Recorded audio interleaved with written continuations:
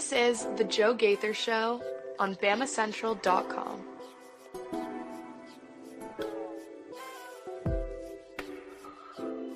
Good morning, Tuscaloosa. Good morning, Tuscaloosa. Internet world, West Alabama, how we doing today on a Wednesday? Happy Hump Day. It's the Joe Gaither Show on BamaCentral, BamaCentral.com. You guys are hanging out with us on the BamaCentral YouTube channel, on the BamaCentral Facebook page, on my own social media machines at Joe Gaither 6. You can also find the show, of course, on your favorite podcast platforms, Spotify, Apple Podcasts, Amazon. We look forward and we appreciate everybody who has subscribed, rated, and reviewed the program. You can always find the show on all those platforms, and also you can leave us a voicemail if you want to be a part of the show by calling 205-462-7340 extension 800. Go ahead and leave us a comment, question, query, and complaint at Joe Gaither 6 or right there in the comments section of the BamaCentral Facebook page, YouTube channel, and the like. We are on a hump day, and it's my last day in Parts Unknown, so I appreciate everybody who has given us a little grace as we have not been in the Derek Daniel State Farm Studios. We do appreciate Derek Daniel for sponsoring the program. Call him for all of your insurance needs at 205-758-3391. But we're going to hang out with our friend Zach Guffey, who's also sponsoring the program in a big, big, big way with Strength Roofing and Siding. Oh, dude, I love it. I love the vibe. Yes. If you are seeing us on the YouTube channel, you can see Zach's got the glasses just like me. Call him at Strength Roofing and Siding at 205-858-9050. When severe weather strikes, your roof is your first line of defense. Call Strength Roofing and Siding and make sure you're ready for the next storm, or if you've had damage from the last storm, call them today at 205-858-9050. He's going to come out and check out your roof and make sure you are ready for whatever life throws your way. Good morning, Zach. How we doing today? Matching the vibes. Good morning, Joe. How are we? Absolutely. I'm doing great. It's been awesome out here in Montana for the last couple of days, and I cannot wait to get back to Alabama because it's a huge week. Third Saturday in October is coming up. Before we get into it, though, Zach, tell us what you've been up to this week. You've been all over the state of Alabama, Mississippi, helping out everybody with the roofs and sidings? Yeah, man, just out there seeing the people, whoever needs inspections, things looked at, trying to help out current customers, future customers. Looking to see who I can assist and solve a problem for, really. Just, kind of pesky things that comes with life and home ownership. But spent some time in Mississippi yesterday, visiting the home office and the fellas and having a good team meeting and connect with them. And now ready to tackle the rest of the week and see who we can assist. Absolutely. So call him today because I know you need him to check out your roof at 205-858-9050. That's Strength Roofing and Siding. Zach, what'd you think last week? Alabama got it done up there in Missouri. We'll start with that, then we'll get into this Tennessee game. What I want to do is to get your thoughts on the Missouri game. We'll banter about that, go for a little bit. We will talk about Tennessee memories. I know you're an Alabama boy, so I want to know where this rivalry ranks in the hierarchy of rivalry for you. I want to talk about kind of your favorite Tennessee memories. And then I want to predict Ty Simpson's stat line this week. I've got all the opposing quarterback stat lines written down, and I'll read them out to you. We'll talk about them. I want to predict Ty Simpson's stat line because I do think he's in for a huge week. And lastly, I want to talk about dealing with Tennessee's tempo. Can Alabama's defense deal with Tennessee's tempo? And what are we going to see from Alabama's defense as Tennessee tries to get after them in the run game, get after them in the pass game, just and use the tempo that Josh Heupel's offense uses to keep up with that Ty Simpson offense? That sound like a good plan today? Sounds good to me. Absolutely. So last week, Alabama getting it done, 27-24. One of your players to watch, Connor Talty, 50-50. Then your other player to watch, Caden Proctor, get a Wildcat snap. You had a pretty good little day pegging out who to keep your eyes on. What do you think about Alabama's game against Missouri? I'll pat myself on the back for Lottie Brooks, too. Absolutely. Yes. Making that huge catch on fourth down. Very excited about Lottie Brooks. I think he's got great potential. I think he's going to be great for the team. I look forward to seeing his development. But as what I look for, my thoughts on the game, I'm going to start with picking a little nit here. I don't know if you covered this on Monday. I listened yesterday, but it is painful for me. It's like one of my biggest pet peeves when a team goes up 2 scores and their defense gets super conservative, plays cushion, basically let somebody just go down the field and make it a game that closer than it should be, instead of just playing your defense. Because if you're basically going to give away a score, why not play hard and try to keep them from it? You see what I'm saying? Like, and it's not just this past game. You see it across the board in NFL, other games. It's just when you get up 2 scores, another team gets the ball, and there's like 3 minutes left, and they have to get 2 scores. And you play super conservative, keep everything in front of you, but you give them 10-yard cushion, and they just dink and dunk, or they just kind of rip you up all the way down the field. They score very fast, and all of a sudden it's a 3-point game with what, a minute, 2 minutes to go, a minute and a half. Or do we give the ball back to them in a minute and a half? Sorry for my details, but you're on the right track, though. Yeah, it's infuriating because if you're going to do that and basically give away a score, then why not just play hard defense? And if you give away a score, well, heck, you were going to do that anyways. That's interesting that you throw that at me because I don't think you're wrong. But on Saturday during the game, people were messaging me, why are we blitzing? Because Kane went out and blitzed a couple of times on that drive, just twice. He did it on 3rd down and then on 4th down. And on 4th down, it worked on 3rd down, but Pribula threw an incomplete pass. It was 3rd and 8, and then on 4th and 8, blitzed again, and he just threw a prayer up, and the man caught it on DeMonte Jackson, and they kept it going. He went back to the conservative kind of game plan, and boom, touchdown pass. They moved it all the way down the goal line, and then hit that touchdown pass, which was like a 4-yard touchdown pass, and cut it down. It's interesting to hear the dichotomy of 2 different fan bases, but I think I agree with you largely. I think I agree with you because you are playing a blitz style defense a lot of the times. You're calling a lot of pressures and you're mixing it up. I agree with you in most of the time, but Alabama's getting pressure with 4 rushers late in that game. So you ended up with the interceptions. Bray Hubbard and Dijon Lee ended up with interceptions late in the game for basically sitting back. Pribula couldn't throw the ball at all. Right. Really. He couldn't read a defense at all. I wonder if we'll see what we'll see Kane Womack do this coming up week and really how he's going to take last week's last little bit of the game into the rest of the season. Will he continue? Will he blitz and make it one-on-ones across the board, or will he have zone defenses, kind of vision coverage going forward, especially against Tennessee, who can throw the Tennessee can throw the football.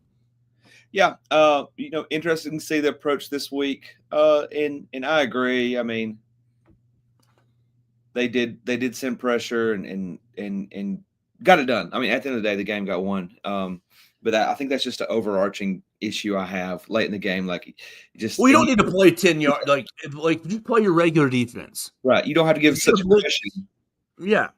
Yeah. So that's kind of my ongoing issue. But you see it across boards, across games, like in the NFL and things like that too. But second pick, nit to pick, and I don't mean to come out negative.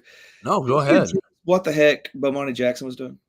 Oh, how did he have a Madden glitch to the sideline to give up that first touchdown? Where was he going? I think he thought the ball was overthrown, and was trying to follow it to make a play. But he's played so soft. And we'll just say it. He got benched. He got benched, and I think he's going to stay benched unless Dijon Lee ends up messing up or getting hurt or something. If something happens, I think he might stay benched. Here comes Mustard. I like the kid. Yeah, almost getting the interception in the first half, game-sealing interception in the second half. You were talking about young players on Football Friday this past Friday.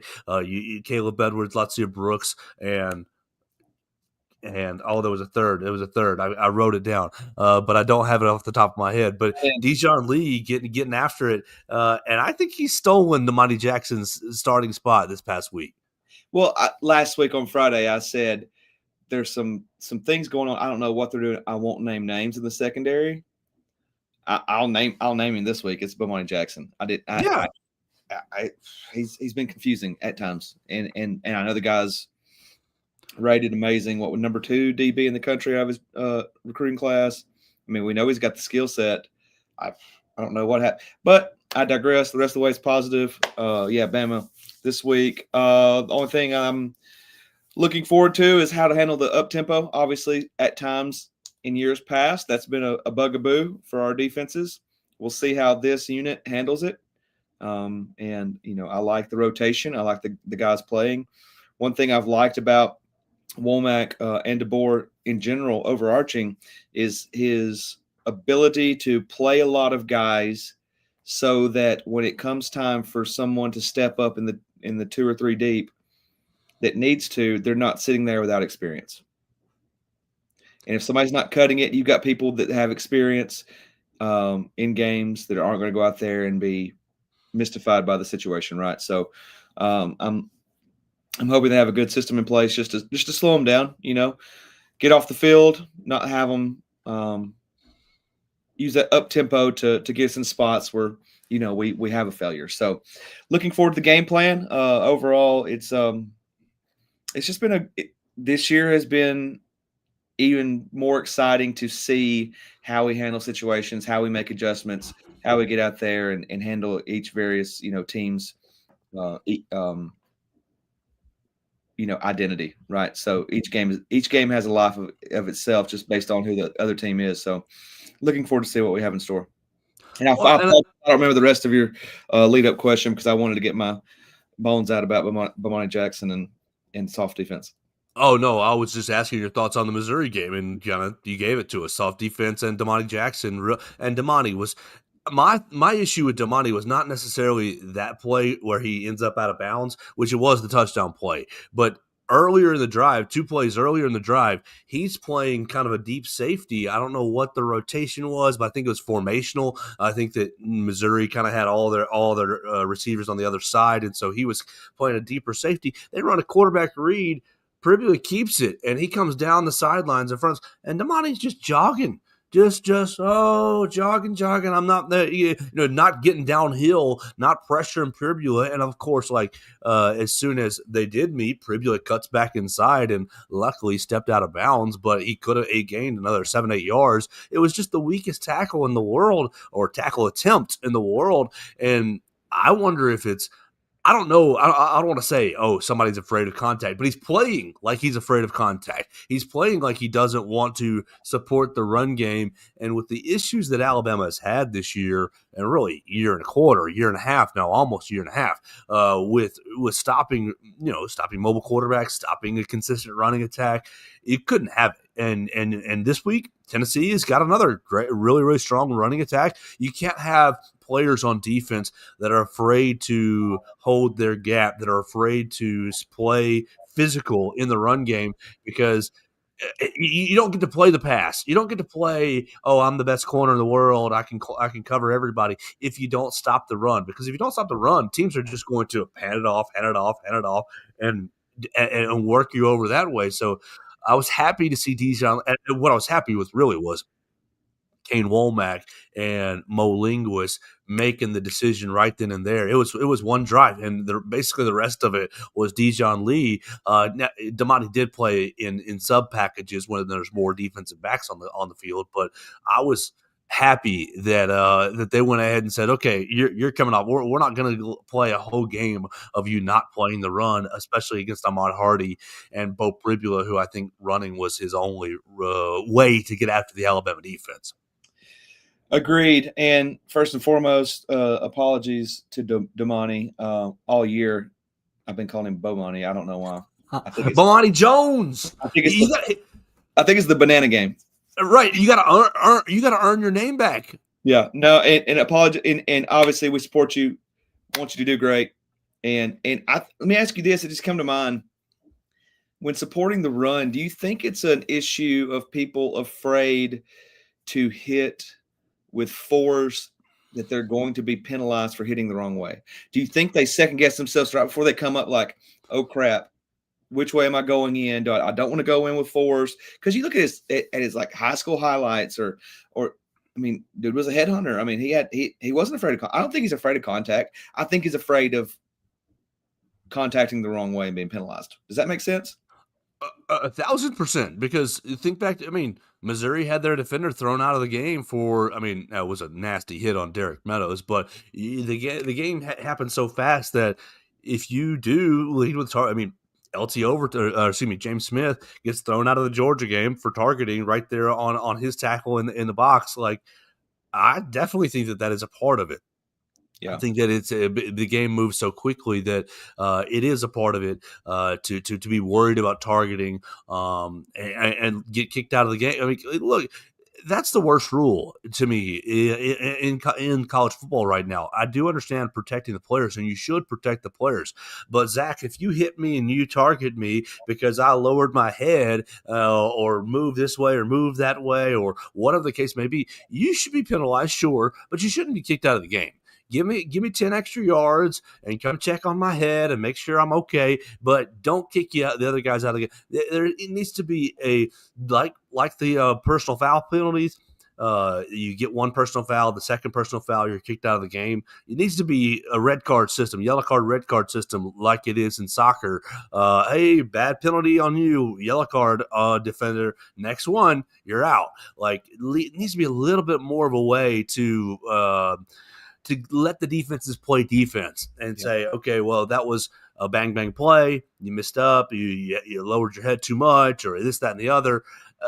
Because you got Missouri folks this week asking, well, what's that safety supposed to do on Derek Meadows? And I'm like, the answer you don't want to hear, guys, is you're supposed to let him catch the ball. You're supposed to let him come down and catch the ball. But, like, no fan base wants to accept that because that's not really defense anymore. So I do think that's a part of it. Or use your hands, right?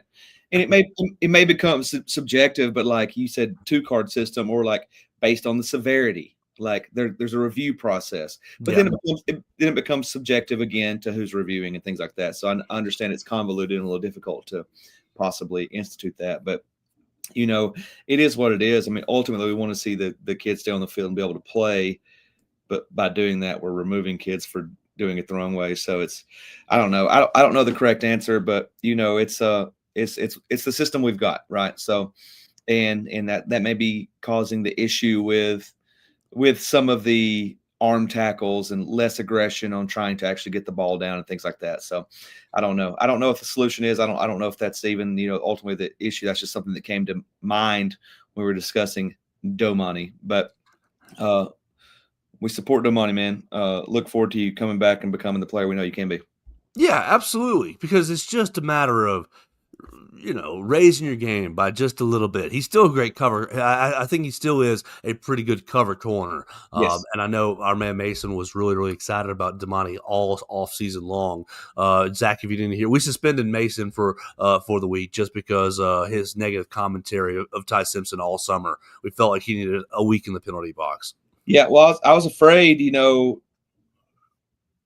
I was afraid that he might come on here and talk, well, he might be Ty Simpson. I thought he would, because the stat line, he didn't blow it up. But I still thought Ty Simpson played a great game. Mm-hmm. I mean, what I said, is he's not going to do anything to hurt us. He makes great decisions, not afraid of a check down, not automatically going to, he can run, but his first thought is not, my first read's not there, I'm running, which we've had in recent past. So, I thought he orchestrated the offense. Well, that throw, man, he put that ball on the spot to Lottie. Unbelievable. What a gutsy decision to go to that. I guess on the levels, he was the mid-level. When they showed the shot from behind him, I can't believe he threw the ball. Yes. He threw it in the first place. And where he put it, now Lottie Brooks did a great job, amazing catch. But he doesn't make that amazing catch without that ball being placed perfect. Unbelievable. And that was a huge spot in the game, of course. Now, it's thoughts on the game is we did what we were supposed to do. Their first drive emotion, I'm watching the game with my family and my mom first. I said, what are we doing? Letting them score, immediately. They started fast. That's what they want to do. But every single game is like you go in the first quarter just wanting to be in control in some parts. You cannot plan for people playing with emotion. You got to weather the storm in the first quarter pretty much on both sides. And then you find out who you are and consistency on defending them, what they're going to do, making adjustments.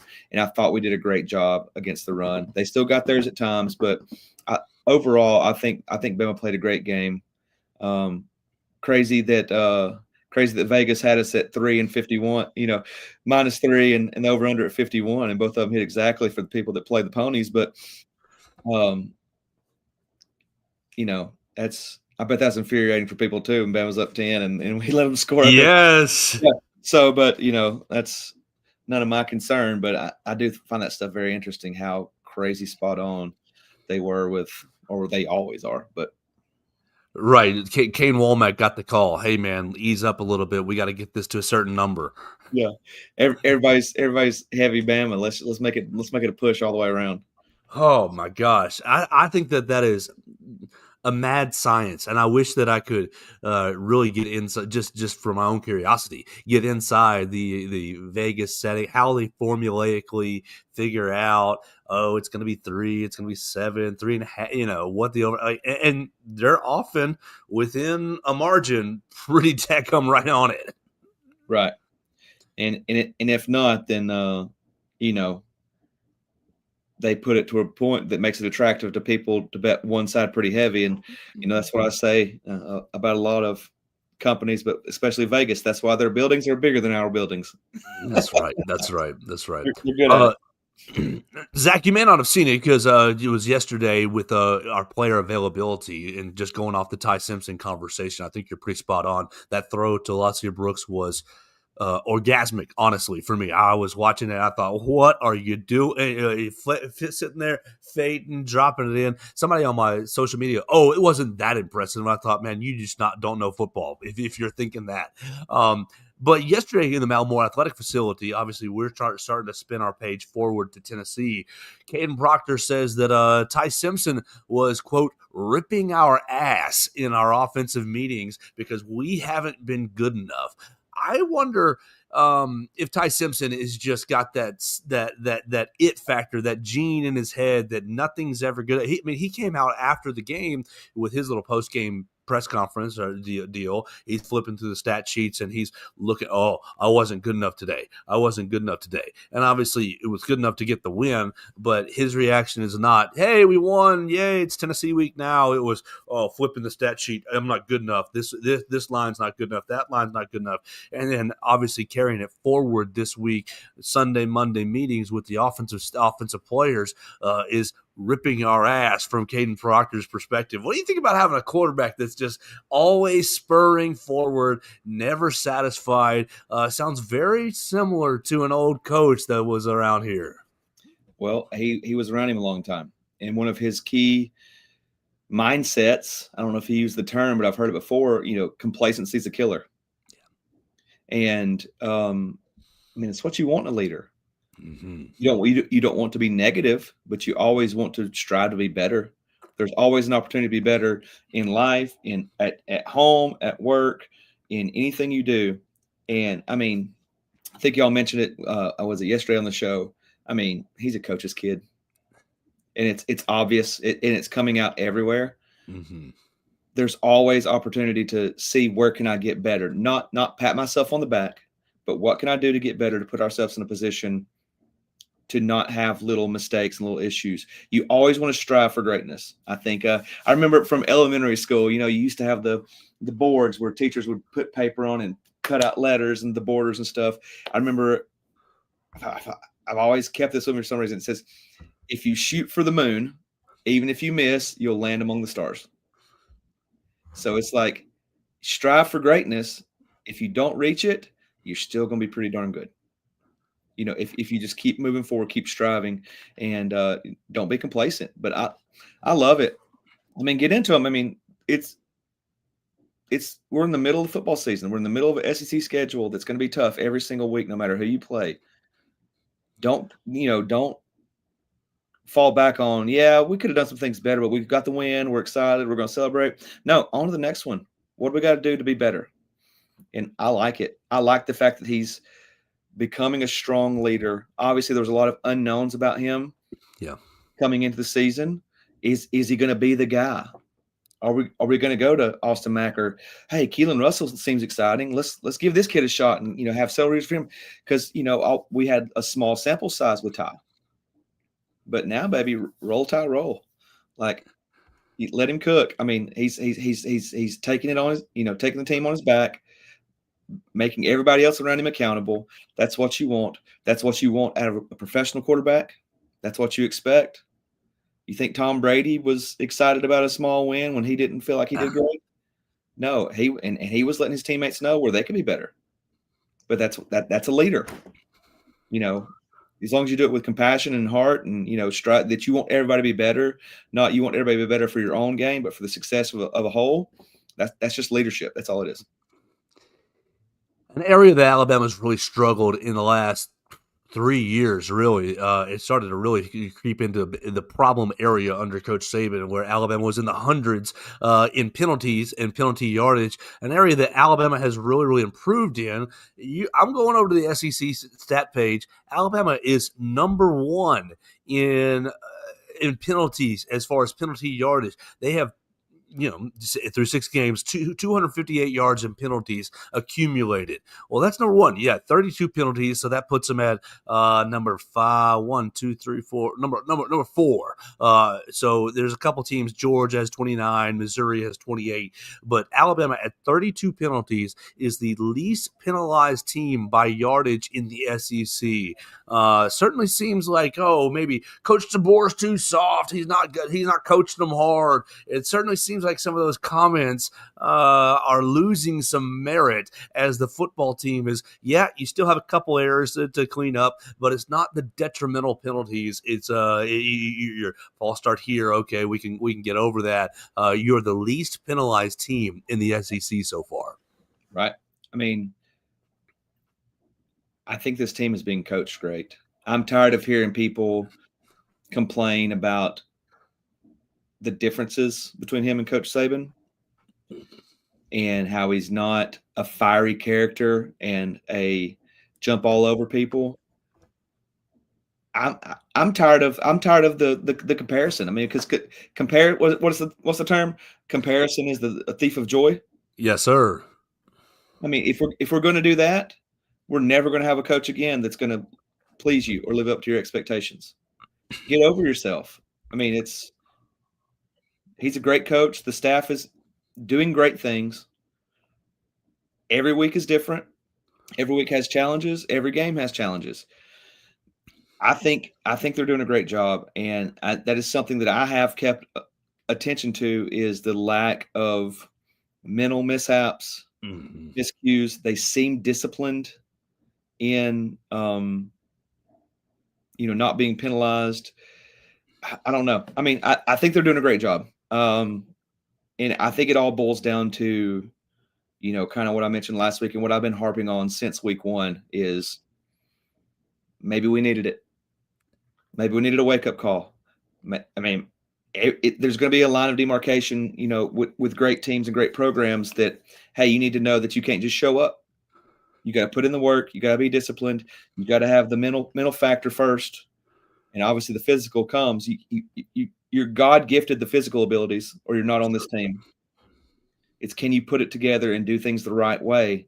And they're starting to do things the right way. More and more, and they're becoming one of my favorite teams in the recent past, really. Yes, I think that they are playing with character and really showing some of the grit that I think has really been the hallmark of the Alabama program over the last, ever since I've been alive.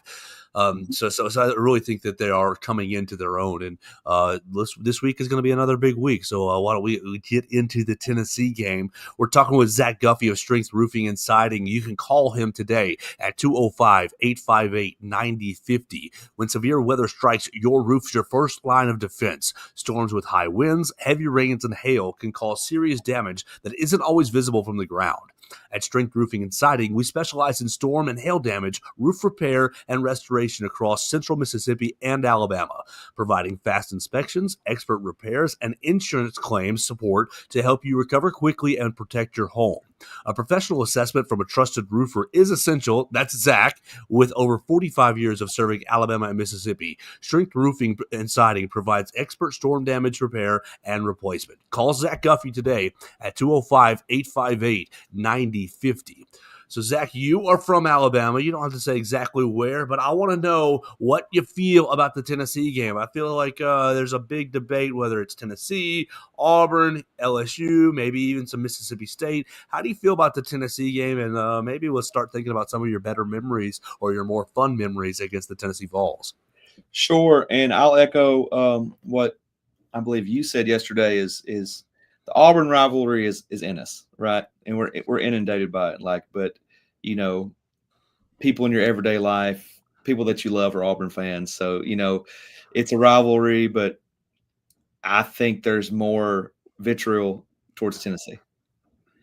I remember, so third Saturday in October, right around my birthday. So my birthday's this Saturday on the 18th, and every year is around the Tennessee game. And I just remember it'll be ingrained in my memory forever. We were in Gatlinburg one October, and we're walking the strip after an Alabama-Tennessee game, and there's that hotel right in the middle of Gatlinburg Strip where the roof overhangs the walkway, and it's just covered in orange. And they're yelling at us, screaming at us, and I'm a kid, and I don't understand it.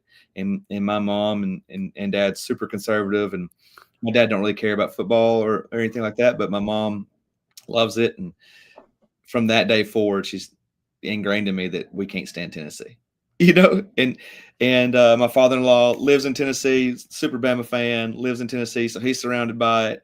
And so I feel like there's more negative feelings towards Tennessee. And but I mean, it's because I grew up in North Alabama, so close to the line, so you get a little bit of Tennessee fans. But you're a Chattanooga guy, right? Yes, sir. So, I mean, we were vacationing in Gatlinburg, and if it was the fall, man, you see that orange everywhere, and it becomes a little bit of disdain for you, more so even than Auburn. I think you said yesterday, was that you? Yeah, I losing to Auburn stinks, but oh man, losing to Tennessee just makes my stomach and ugh. But positively, man, it's great, and I'm glad. Obviously, we kept them in our rivalry schedule. Third Saturday in October. Like I said, it's always around my birthday, so it's always a fun time of year. The weather's changing. It feels like football. Like Tennessee, Alabama just feels like football. And Absolutely. I've had some great memories. I don't mean to take your transition, but No, please do. I came to Tuscaloosa in 2002, and that's one thing that I obviously want to communicate as the sponsorship portion of it with Strength Roofing and Siding is I'm in Tuscaloosa since 2002, so I'm a local roofer. For anybody in this area, Tuscaloosa, surrounding towns, counties, Birmingham. And I've been here since 2002 when I came to college, and I've stayed. So I've lived here longer than my hometown. So this is home. And when I came to school, we just come off Phil Fulmer and all that, all that stretch. And then towards the end of my college years, so we had Shula most of it, but towards the end of my college years, Saban came in, and obviously we won't talk about 2007, but going forward, that rivalry, I was in the stadium for some massive moments, and I have the Daniel Moore prints in my hallway to prove it. Rocky Stop, and I was at. I'll put it this way, Joe. I was at the national championship game, 2nd and 26, Tua's throw, right? Chaos. I think there was more surprise in it than that, but I've never been part of a crazier reaction than Terrence Cody's block, Rocky block, in the greatest season of all time, 2009, right? Yeah. So I just remember the pandemonium in that stadium. There were people, and one of my friends was one of them, in the bleachers, ran down 2 rows of bleachers, ran up, just people just going crazy. And I'll never forget that moment. So yeah, been some great moments against Tennessee. So I love it. That was the year that I had moved home because I didn't do my schooling very well as a freshman, and I nearly stomped a hole in my father's hardwood floor because I was just so excited. And he, calm down. And I said, and obviously he was right. He was right. Yeah. but that place just absolutely fell apart, and so. You get the Derrick Henry, final run kind of to seal that game in 2015. And you said we'll skip 2007, but Coach Saban won in '07. DJ Hall sets an Alabama single game record for receptions in a game, and obviously DJ Hall has a fun story all in and of itself. But you just to me, exactly like you said with the Auburn faithful, when they lose, I'll laugh and I'll go, nah. But we go to church with Auburn fans. We see them when we work with them, and you're doing great roofs for Auburn fans as well, and you're doing tip top work with them. And it's just like, okay, it's okay if you win sometimes because it doesn't affect us that much. When it starts to affect us, I'll be okay. We need them to lose. This past week when they were playing Georgia, I was like, whoever wins, whoever loses, it'll be funny either way, whatever. But with Tennessee, it don't matter who they play. I want them to lose to, Timbuktu University or whoever, really. So I really feel that way, and I'm excited about this week's game. I think that Ty Simpson is going to have a massive game. Have you had a chance to see Tennessee this year? A little bit. I was watching the Mississippi State game. That was leading into the Georgia game, right? Yes, sir. I was paying attention to that one probably more so than any of them. I am aware of what they've done. I mean, good for you. You beat UAB. So if that's the only team from Alabama you beat this year, then even better. Yeah, I mean, I haven't watched them a ton enough to analyze them. Sure. I kind of know their identity. Obviously, they're fast-paced. They're getting the ball out.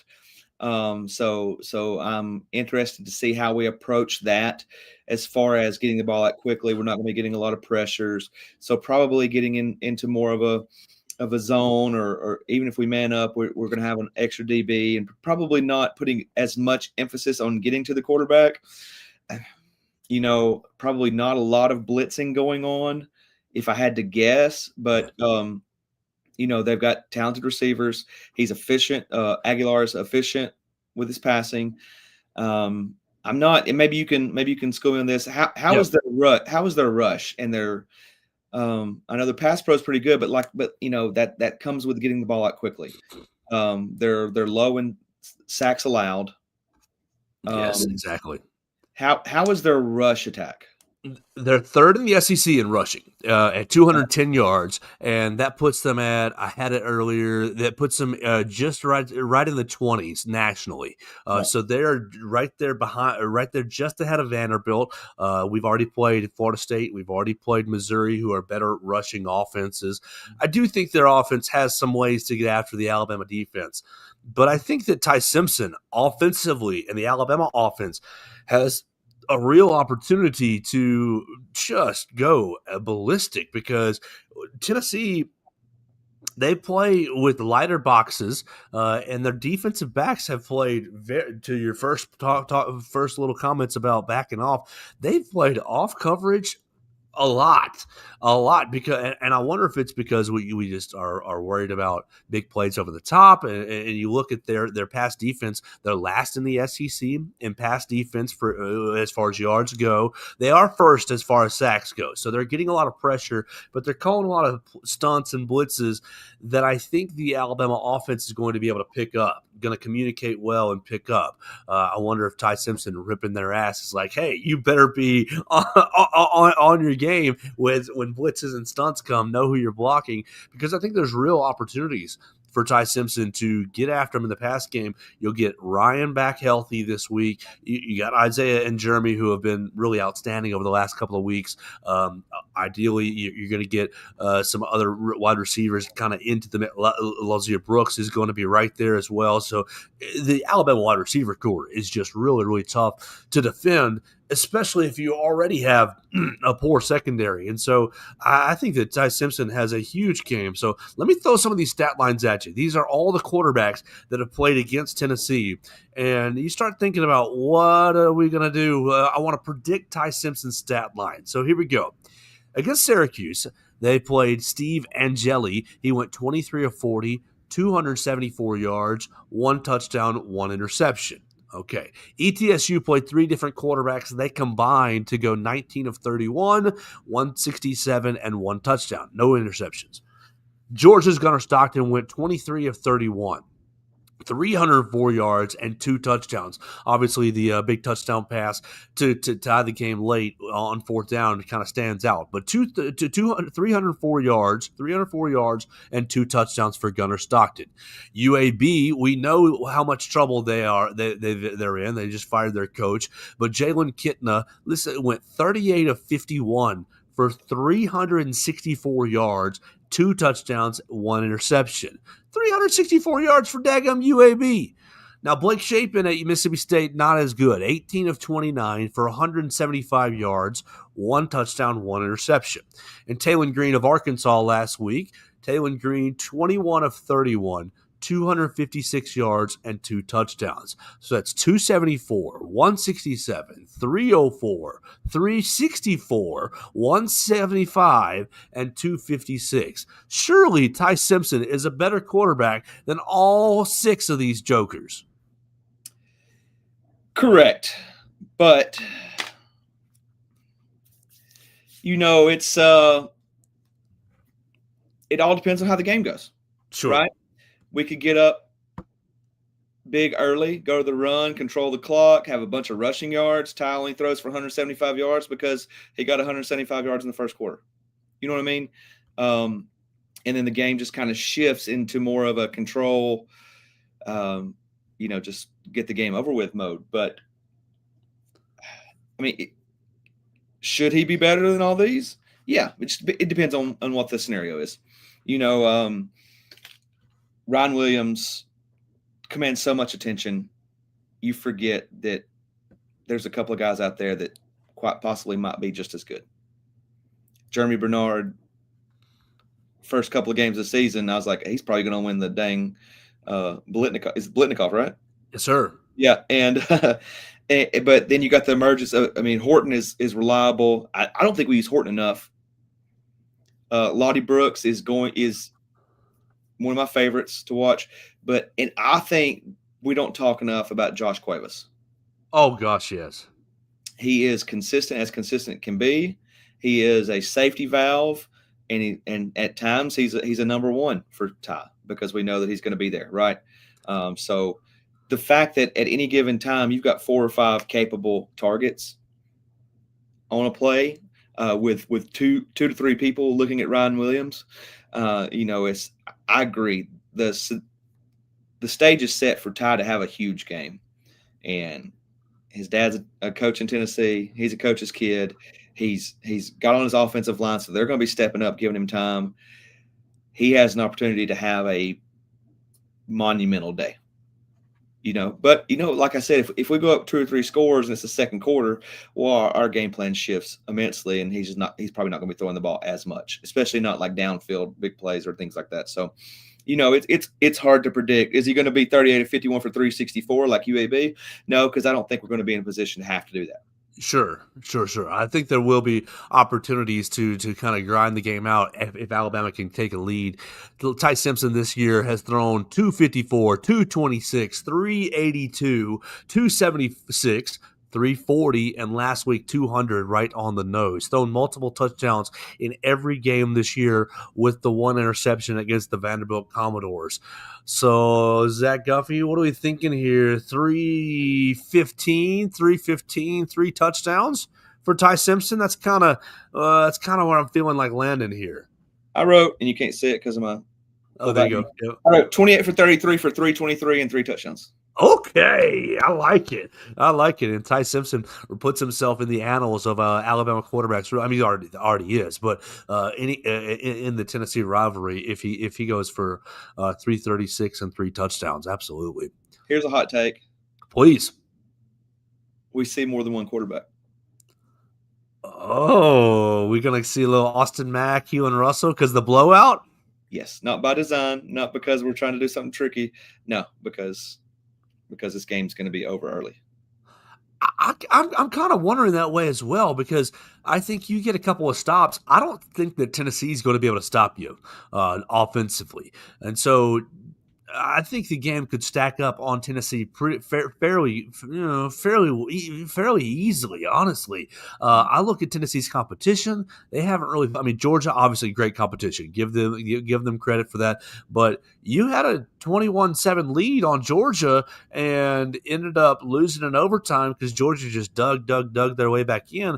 Arkansas was hanging in there with you, but you needed 3 turnovers to beat Arkansas this past week. Arkansas gave the game away, really. I'm really, not going to say I'm not concerned about this week, but I think that more than likely Alabama leans towards a bigger win than it is a nail biter. Obviously, it could be a nail biter. We're not a crystal ball here, but just looking at just kind of these factors, I think it could more than likely be a bigger win for Alabama. And shoot, I'd love to see a little Austin Mack. Yep. You cannot underplay the juice that'll be in the stadium.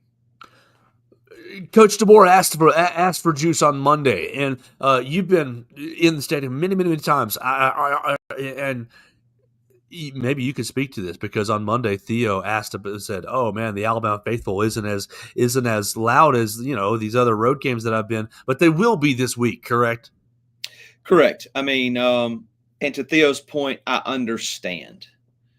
I get it. I see it. But you look at things, and there's a lot of factors. I mean, it boils down to stadium size and how close the fans are to the field and how vertical the stands are and how the sound travels. But also it gets back to the majority, well, not the majority, but the sample size of Alabama fans that we've been here before. You know what I mean? Like, yeah, we'll clap, we'll do good, but we're not going to be a rabid fan base. I wish that wasn't the case because you're there on Saturday, you pay money to go to the game, like let loose, like have some fun, right? But we do have a very conservative approach to our fandom and our reactions to the game sometimes because we're waiting for the game as a whole, right? We're kind of seeing it big picture. But yeah, I do think we have a tendency as a fan base in the stadium to not be as ravenous as some of these people that are juiced to play against Alabama, right? Oh crap, you got Alabama coming in here. We gotta really bring it. Versus we are Alabama. This is every Saturday for us. You know what I mean? yeah. This is Tuesday morning at work. What do we got to do? Let's get our game plan going. Let's figure out what the rest of our day is. So I do agree with Theo. It's going to happen. I mean, we're not Texas A&M, their stadium. We're not some of these road teams that have Alabama coming in that they're just going to be super pumped.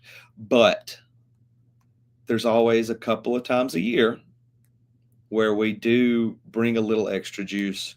And I think the team progressing the way they have and having the success that they've had and the kind of turnaround and coming together and what we think the team can be has people excited. I think DeBoer flat out asking for it goes into it. Obviously the rivalry factor. And then like you said yesterday, I mean, it's a night game and it's different in there. It really is. And whether you got all day at the tailgate at Galette's drinking Yellowhammers or, tailgating on the quad or whatever it is, people are going to be primed. And it's going to allow some people to get a little out of their comfort zone when it comes to being boisterous. But yeah, night game, get the lights going. Let us have some success early. It could be a fun environment. It absolutely will be a fun environment. What's not often fun is problems with your roof, so you need to make sure you call Zach Guffey today at 205-858-9050. When severe weather strikes, your roof is your home's first line of defense. They're backed by 45 years of expertise, tens of thousands of roof installs, and over 400 five-star customer reviews. Strength Roofing and Siding offers their customers the highest quality material, fast install times, and the market-leading extended warranties. Our Tuscaloosa local roofing experts, that's Zach Guffey, provide expert residential roof replacements and a comprehensive repair service for homeowners across all the greater Tuscaloosa area. You can call Zach Guffey today at 205-858-9050, and you don't have to be in Tuscaloosa. He'll drive all across the state of Alabama. Every time I see him, he's in a different location and talking about, I was just over here, I was just over there. So if you're in the Alabama area and Mississippi, call Zach today at 205-858-9050. That's Strength Roofing and Siding. Now, Zach, are you looking for tickets? Are you looking for personal tickets or someone else? I don't mean to air your business out, but if someone has tickets, or maybe your need is satisfied by now. I saw you post about tickets. What's your status of tickets, or maybe your friends' tickets? Yeah, no, it's for me. We have season tickets, but we have just our situations. We have a set of 6 in a good spot, and there might have been a little panic fire sale towards the beginning of the year.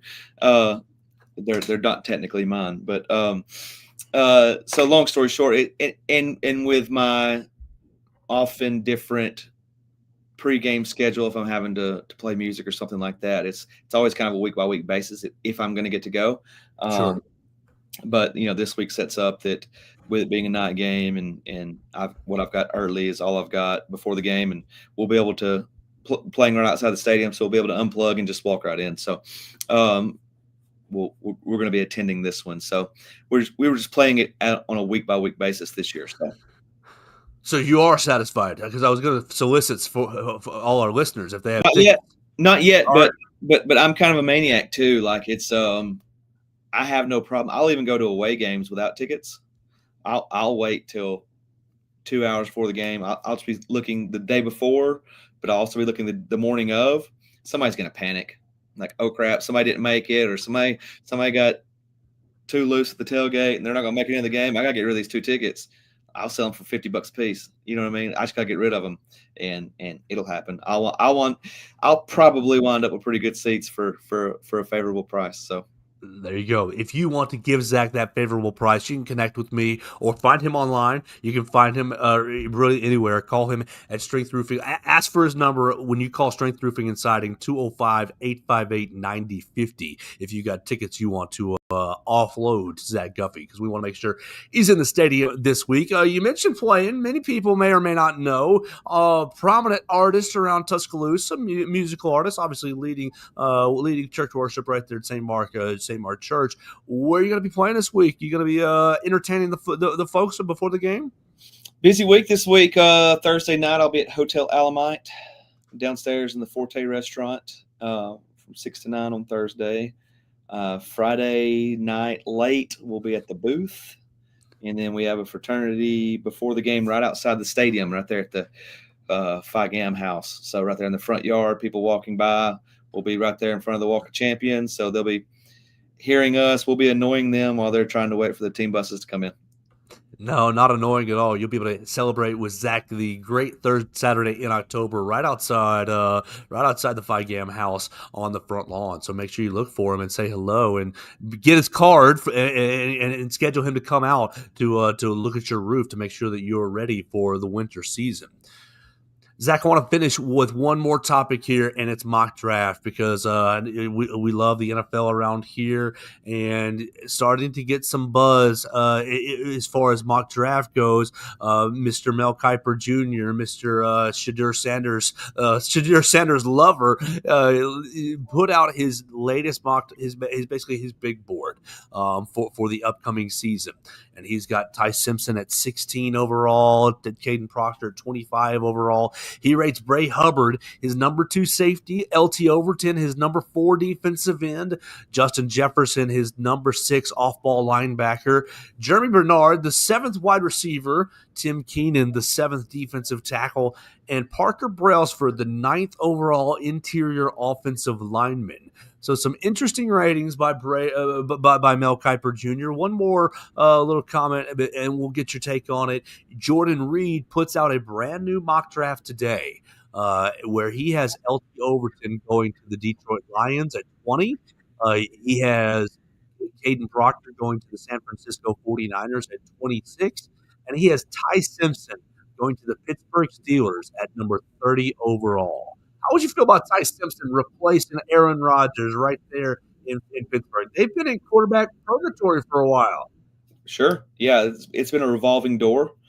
I do love Mike Tomlin. I think he's a great coach, great leader. Ty Simpson's not going 30.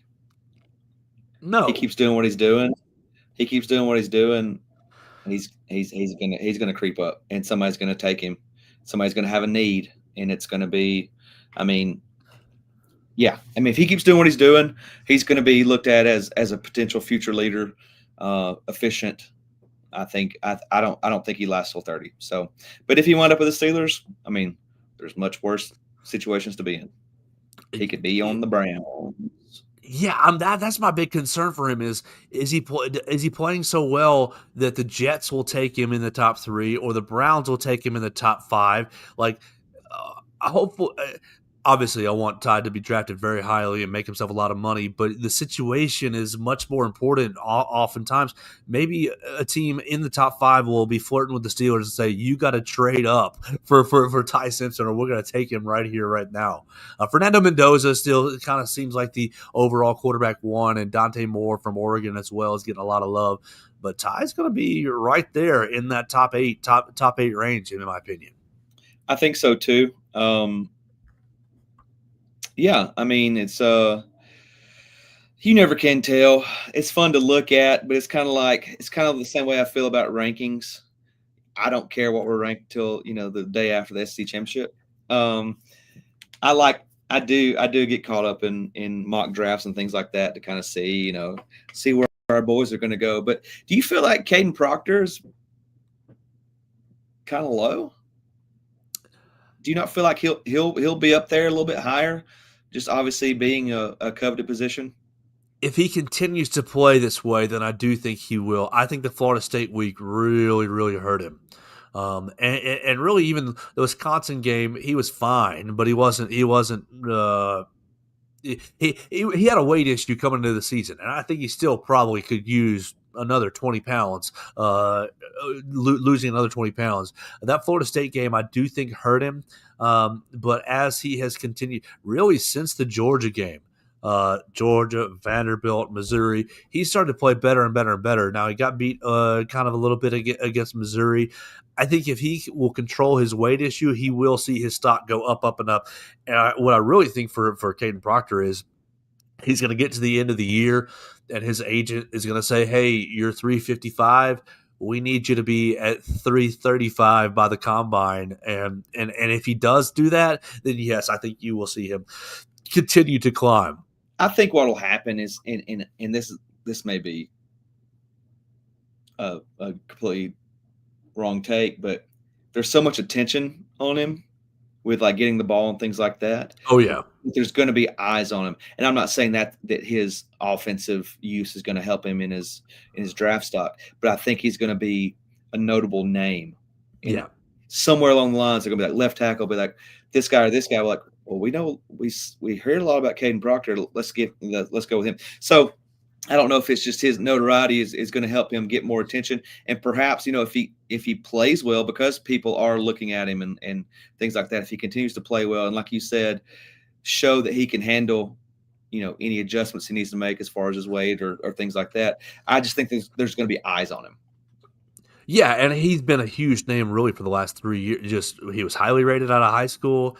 I think just continue to play well the rest of the year. The first couple of weeks, okay, we'll give you a little grace because you had a little weight issue, your off-season surgery, you couldn't be quite right.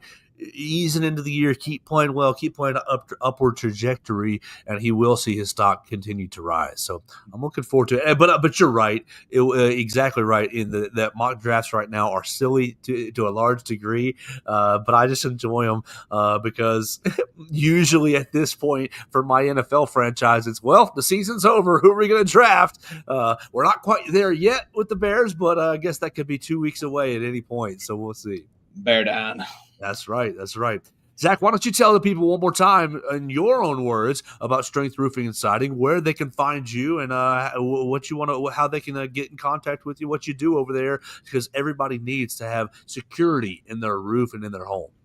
Yeah, just want to reiterate that I'm a local guy. That my goal is to come in and help you solve a problem that you currently have, or possibly find one that you don't know that you have. Right. Just want to make sure that I'm there to help guide people through the steps of the process. Whether it's an insurance claim, which we do, but we're not chasing claims. That's not the basis of our company. We're not out there trying to chase claims. We certainly are skilled and ready to do that if that's the case. But also, leak repairs. Just inspections as far as age and deterioration on older roofs, just to kind of, preventative maintenance, anything like that. But just, we just want to help you identify what's going on. See, like, hey, I'll even tell you, hey, your roof's healthy. You're good to go. Right. You've got plenty of time. We rely a lot on real estate agents as far as referral partners for, if a roof comes up in an inspection report, or if it hasn't been inspected and the homeowner or the potential buyer wants to know about the roof, we'll go and check that out for them as well and kind of give them a roof report and a projected life and things like that. So just want to know that, obviously I would love to sell you a new roof, but I'm not going to unless it's necessary. Right. And we know that people aren't going to be up on the roofs looking at it probably ever. Not even hanging Christmas lights. You're worried about falling off the ladder or getting the lights just right. You're not even looking at the condition of your roof, right? So that it's one of those things like we don't know it's a problem till it's a real problem. And that's kind of where we want to come in and walk alongside of homeowners or business owners to let them know, like, hey, here's what's going on, here's what to expect, and here's what we can do to get you right for long term, give you peace of mind, to protect, everything that you've collected over the years, personal belongings, and just, obviously your health and things, because you don't want to wake up and have water dripping on your head. So, we just want to emphasize that we're local. We're not out there just chasing claims. We're not, hey, I'm not door knocking every day saying, hey, I know I'm unsolicited, but I'm not out here just trying to get people to file claims in their home. Right. But we want to be an advocate and a supporter and walk alongside people and just help them, with their peace of mind long term. Right. So we're local. I'm local. I've been here since 2002, and I'll be here for a really long time. So if you want to reach out, I'd love to look at it, whether you think you got a problem or you just, hey, I don't know what's going on. I'll gladly look at it free of charge. Absolutely. Call Zach today at Strength Roofing and Siding at 205-858-9050 to have him come out and check out your roof at your home today.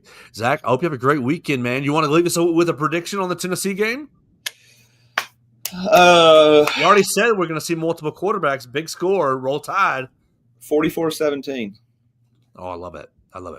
44-17 for Zach Guffey, Strength Roofing and Siding. You can see him on the front lawn this coming week right there in front of the stadium, and you can see him on your roof at 205-858-9050. Zach, thanks so much for your time, man. Let's get out of here. Yes, sir. Thank you.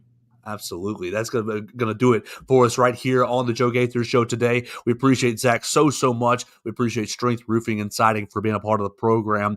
You can always find the show on YouTube, on the BamaCentral Facebook page. Make sure you subscribe to the BamaCentral YouTube channel. You can see all of the player interviews that we did yesterday with Caden Proctor, with Ty Simpson. We had Yanzi Pierre as well. Jeremy Bernard spoke to the media as well. So lots of great content on the BamaCentral YouTube channel. You can always subscribe subscribe, rate, and review the program on Spotify, Apple Podcasts, and Amazon.